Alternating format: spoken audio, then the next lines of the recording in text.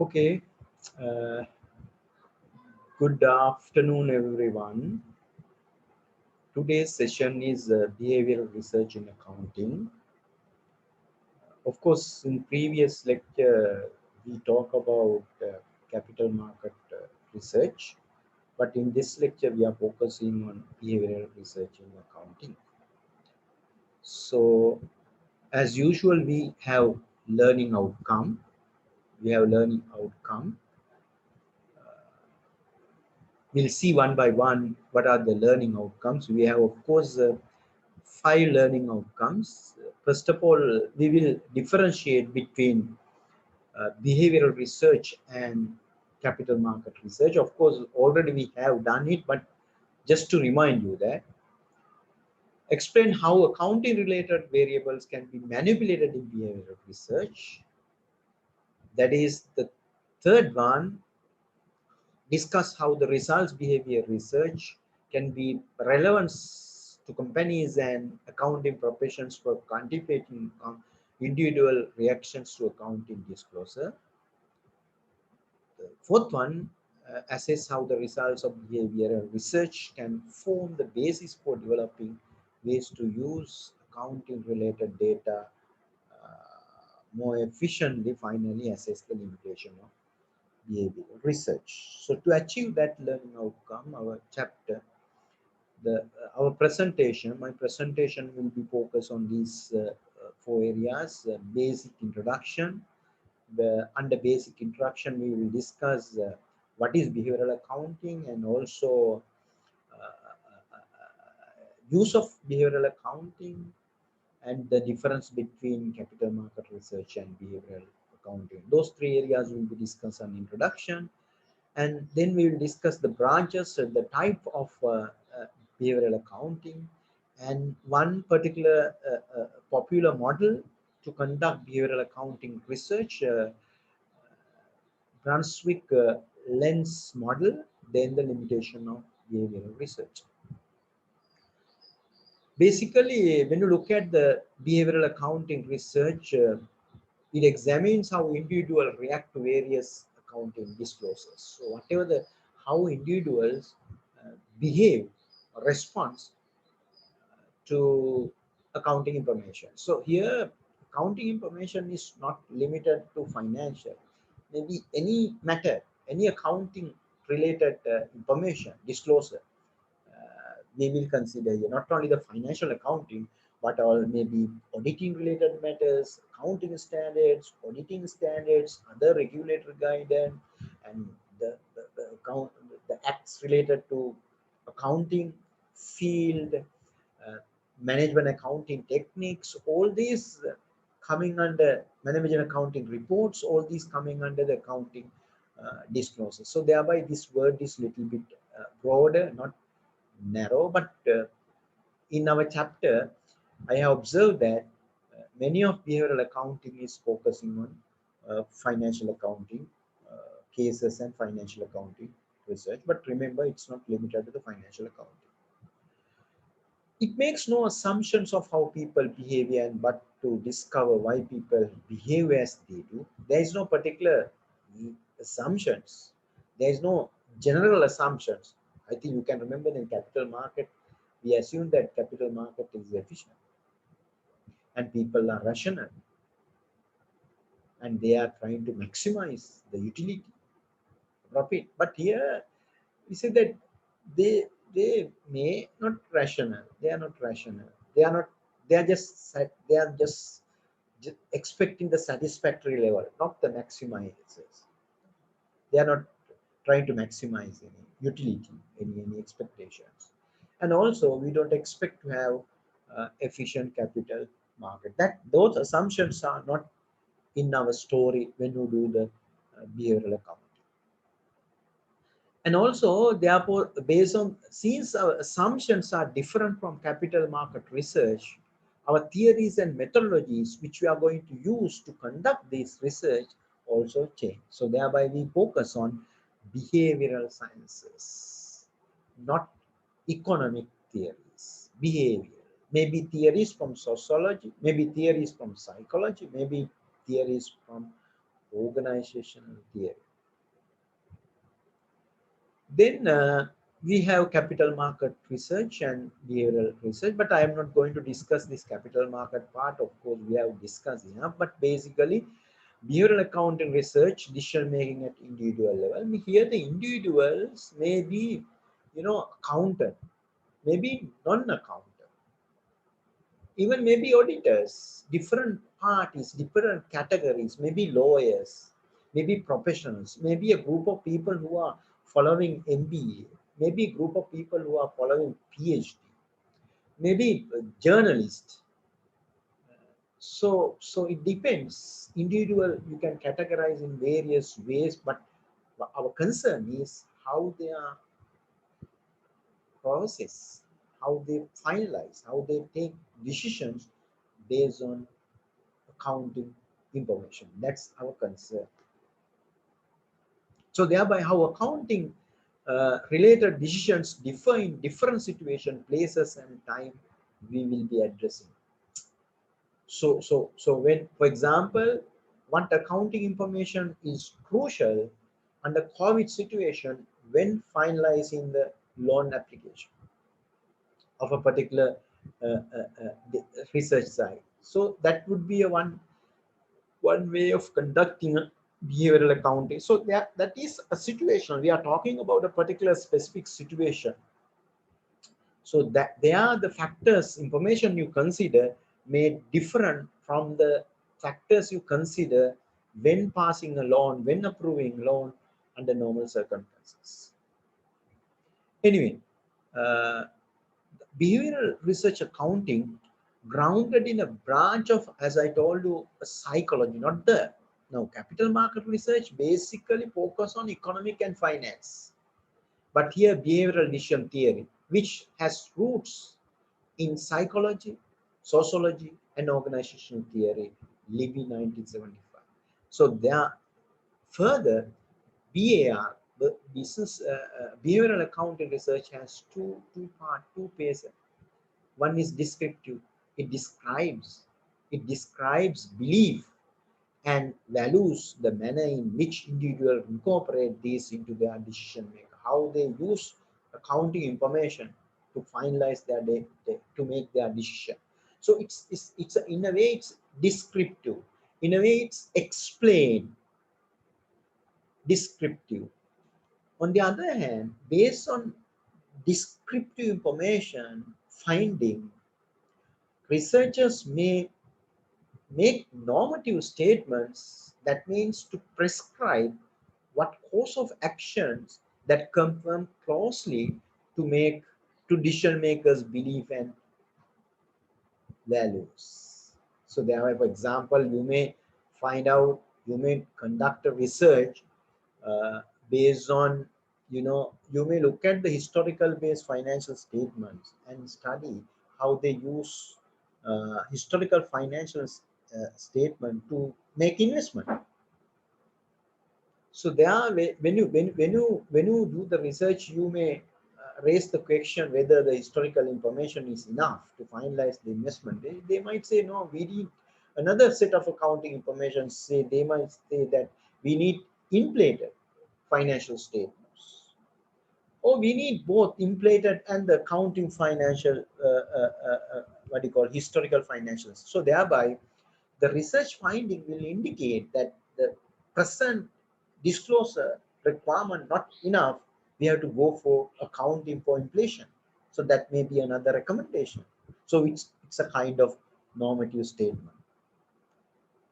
Then why this behavioral accounting is important?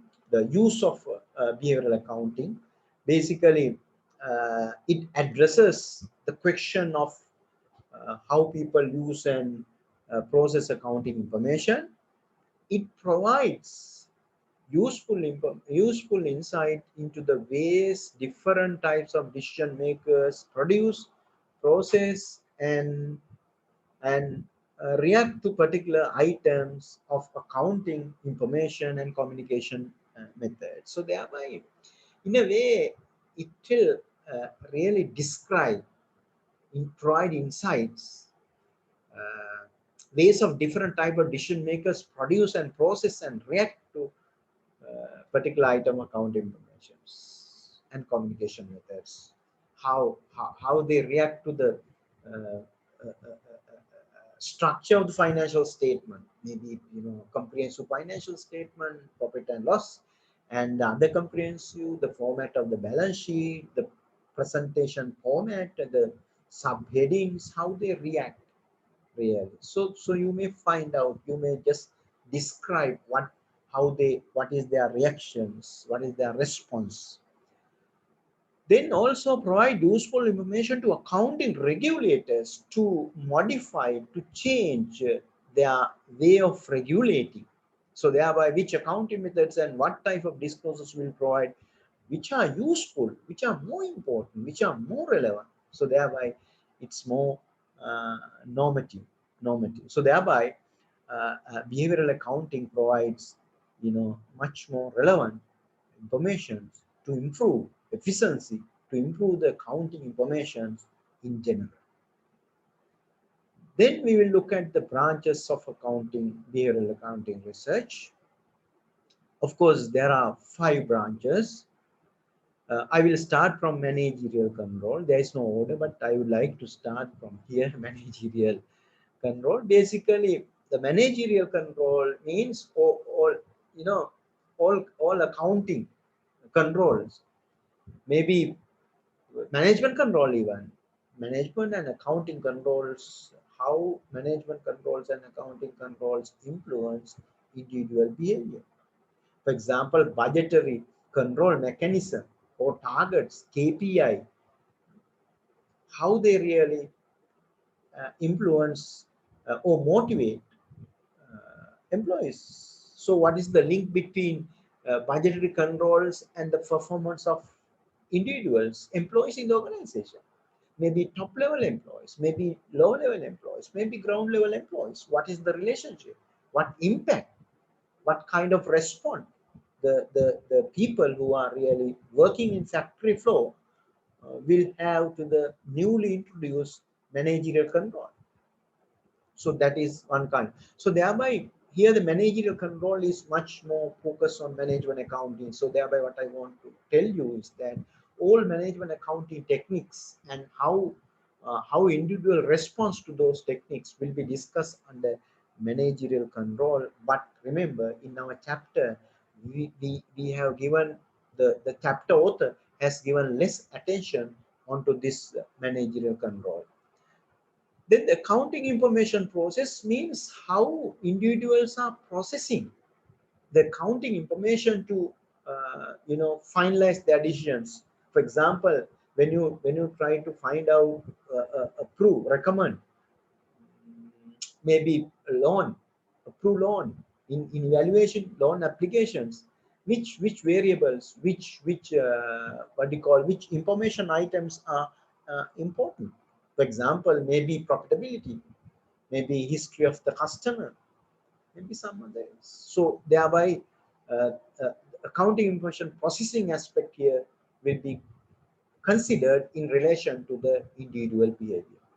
Here, accounting information system design, what factors, how you design the accounting information system, what factors are really matters, or how organization, how individual response when designing accounting information system. For example, in Inland Revenue Department, when RAM is introduced, how people really respond, what ways they respond, what factors really were important, what kind of informations were crucial.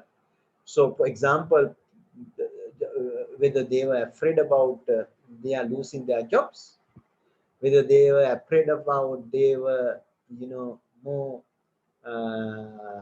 really open when the system is introduced. There is a possibility of what do you call, monitoring is very easy. So thereby that kind of when you design a particular accounting system, so what factors, when you introduce a new accounting standards, you have to redesign your accounting information system. Maybe recent standards, maybe revenue related standards, maybe what do you call this, leasing standards, or maybe with the new conceptual framework, what kind of changes you are going to introduce in your accounting information system. So what factors really matters, how the individual react to those, something like that. Auditing process research means how auditors make opinions based on information, maybe in evaluating the weaknesses or strength of internal control, maybe assessing the risk level, uncertainty, going concern. So maybe finalizing your audit opinion. So how you really react, what for the uh, professional judgments in your field, in your discipline, auditing discipline. The organizational sociology is basically we talk about how accounting information system changed over the period of time. So what is the accounting system we had before privatization? So what is the accounting system now after privatizations? So that kind of changeover, evolution will be discussed. Because if you take Sri Lanka Telecom, how it really, how accounting system evolved, you may talk about. So earlier we had the government situation, government ownership, then Japanese, then now Malaysia. So under these three ownership structure, how accounting system controls change over the time. That is organizational sociology. But remember, I just want to highlight one thing. In behavioral accounting research, we don't use archival data. We don't use archival data. For example, you may use, but not 100%. But in capital market research, basically you use archival data which is already published. But in behavioral research, since you are uh, uh, studying the behavior of a particular group, maybe accountant, maybe non-accountant, maybe management accountant, maybe lawyers, maybe a group of MBA students. So thereby, you have to, ask certain questions from them. So thereby, it is required for you to interact with your research site where the people are. So thereby archival data, for example, published annual report data is not enough for you to conduct. You may use annual report data, but it's not enough. What I'm telling you is that is not your major segment, major part of your information. In addition to that, depending on the type of the research, your data collection method also may vary. For example, if you just focus on mm, public sector accountants or the chartered accountants, so how they react, what was their response to the newly introduced accounting standards or conceptual framework. So you may distribute a structured questionnaire, Likert scale based questionnaire, and find out what are their response. So thereby your method of data collection is a questionnaire structure. But of course, certain behavioral accounting research you may adopt, discussing with them, asking questions from them, not structured based question, but you may use both structured and interview, and then you have to transcribe. So what I'm trying to tell you is that data collection method will vary, depends on the type of research you have selected, and even under behavioral research. Is it clear? Okay. Then Brunswik lens model, so used to explain the behavioral research, perspective about the environment are generated through a lens of imperfect clues. You are observing the environment. You are observing the environment through a lens of imperfect cues. So we will look at the diagram later on, then you can understand what your lens of imperfect cues. That means information item. Statistical modeling is used to determine the weighting importance, the various cues, independent variable to the criterion event of success dependent variable. So you may use the statistical uh, uh, uh, what do you call modeling. So thereby data you have to quantify. So otherwise you can't apply the statistical modeling. Okay, we'll see what the model is. This is the model which was really introduced by Libby 1981. Suppose you are just thinking about a banker. You are the individual. We consider the all bankers, maybe credit officers, maybe credit managers would be the bankers. They just want to judge whether the potential customer will you know will be really line with continue with the payment, success or failure. Here it says predict loan default, non-default. If it is default, you are not in a position to recover the loan. If it is non-default, meaning is that the customer, potential client, will really continue to make the installment. So thereby, this is the decision criteria. So bankers, the credit officers needs individual potential clients who are really belongs to the non-default category. If you feel that the potential clients are belong to default category, then you don't give loan. So that is the idea. So this is the decision maker, individual, and this is the decision criteria. What factors really, what cues, what informations item important when predicting, when analyzing, when evaluating, when finalizing the decision. Liquidity of the particular potential customers, leverage, debt equity ratio, current debt situation of the potential customers, profitability of the business, what is the markup, management evaluations, the professional judgments when you look at the history and the relationships with the particular customer group.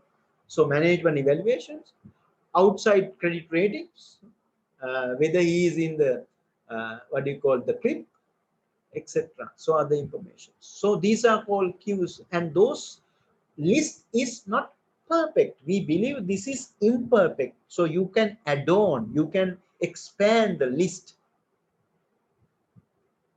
right? But we don't know out of this given list which one is important, whether the liquidity is important than the profitability. That is another question. And also there may be relationship between these information items or the cues. Liquidity may have an impact on profitability. Higher the liquidity, we know the lower profitability, we know that. And also leverage may have an impact on some other outside credit rating. If you have already taken debt from other banks and default already, then if you go to the CRIP, so once you type your identity, once you type the identity card, then whether the particular customer, potential customer in the CRIP or not, we can see. So likewise, there is a relationship among these variables, but remember, we just want to evaluate these important information items with respect of our decision criteria. So how we going to what informations are crucial for us to finalize the decision will be focused on simple lens model. This is not this model is applicable to whatever the scenario. When you think about individual decision making and individual decision criteria. Then in this model, there are two sides, right hand side of the model and the left hand side of the model.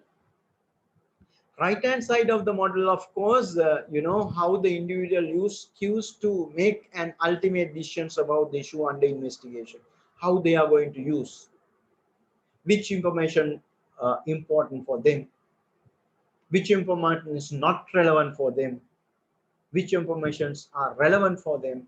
Out of these relevant informations, what informations are much more important, high weightage and low weightage. Likewise, then the here we talk about the relationship between event and the particular cues provides. So whether what is the relationship between the ultimate outcome and the information items. Okay. Then of course, since it's a kind of decision making story, whatever the decision making, uh, we generally know there are three elements. We have input, we have process, and we have output. So what we do here is we will discuss input level use of cues. Input level here basically how and whether particular cues are used in decision making, in particular relevant to the accounting provisions. How and whether particular cues are used. How we are going to use. Maybe you just want to finalize the lending decisions. How we are going to evaluate. How we are going to use those information. What informations are important.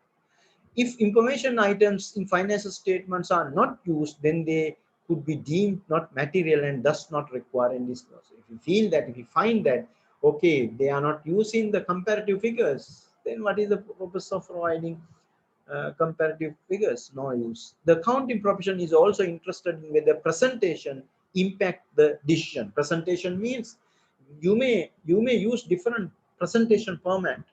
You may use figures, you may use wording, you may use graph charts, which format is having, you may use table. It's a different way of presenting. So what is important? What has the impact on decision making? So here we input level. Then the decision making process level, process studies have examined how the various cues are weighted, which informations. Now, for example, when auditor is evaluating the risk aspect, so what is the important criteria? I think according to research finding, uh, uh, I can remember there was one study, 60 auditors being interviewed and questions, and all answers consistent. They said they study the internal control. So thereby internal control elements, evaluating internal control element is, a significant criteria when finalizing the strength or the weakness of the, internal control, assessing the risk, audit risk. Judgment have been found to be consistent over the time. So if judgment is consistent, for example, internal control matter is crucial when evaluating the audit risk, then that is consistent over the time. Decision makers also have been found to employ simplifying heuristic when making a decision. That means simplifying rule of thumb, narrow focus decision making. That is one weakness of decision making process. We just jump into rule thumb decision. For example, I think here uh, representatives. Suppose you are in a particular group. Now in a school, if you belong to a notorious group, then since you are in that group, the judgment is you are also bad. You are also not in the line with the school discipline. So that is representativeness. Assess the likelihood of items belongs to a category by considering how similar the item is to the typical member of the representatives, auditors, oh, their opinion is not good. Certain cases, likewise. Anchoring an adjustment, an initial judgments or estimates, and then only partial adjust their views as a results of additional information. As a as a as a result of additional information. Now, I think you can remember this is very anchoring story. Adjustment stories means you are just looking at from a narrow perspective. For example, if you have done the previous audit, I don't think that you will do a new internal control analysis. What you do, you consider new system, new changes only, and you evaluate that part and do the estimate the audit risk. That is called anchoring and adjustment. What do you call adjustment? Anchoring and adjustment. The availability relate to whether recollections of related occurrence or event can easily come to mind. The actual base rates of occurrence of an events are ignored. These are weaknesses of, when you conduct decision making process, when you study the decision making process, these are the weaknesses of behavioral account. So availability. Now, most of the students, they say that when supervising research, they will do capital structure and the performance. Why? They know that the readily available informations are there in the annual report. It's easy for them, so they focus on availability. So so then ultimately what happened? We are moving to a very wrong directions. So thereby these three factors are important in the decision making focus research under behavioral accounting. Then the limitation of behavioral accounting, of course. Uh, Research examining similar issues has generated conflicting results. So here the reason is that we ask whether the relationship hypothesis that there's a relationship or not, there's no relationship. So true or false statements are there in behavioral account. So thereby finding would be either true or false. Certain research may say, okay, that statement is false. Some researchers make really, okay, statement is true, false. So thereby conflicting research. Setting of studies often different to real world setting, implications for generalization of findings. So settings may be different, culture may be different, organization culture, individual. When you go to doctors, the human being, their culture is different from accountant culture, their way of looking, attitudes. So thereby different settings, thereby it is difficult for you to generalize. It is difficult to generalize. For example, you may look at a group of postgraduate students, how they are going to use accounting information for stock market decisions, but to buy shares, how or what information they will, are they using accounting information for financial statements to finalize their investment decisions.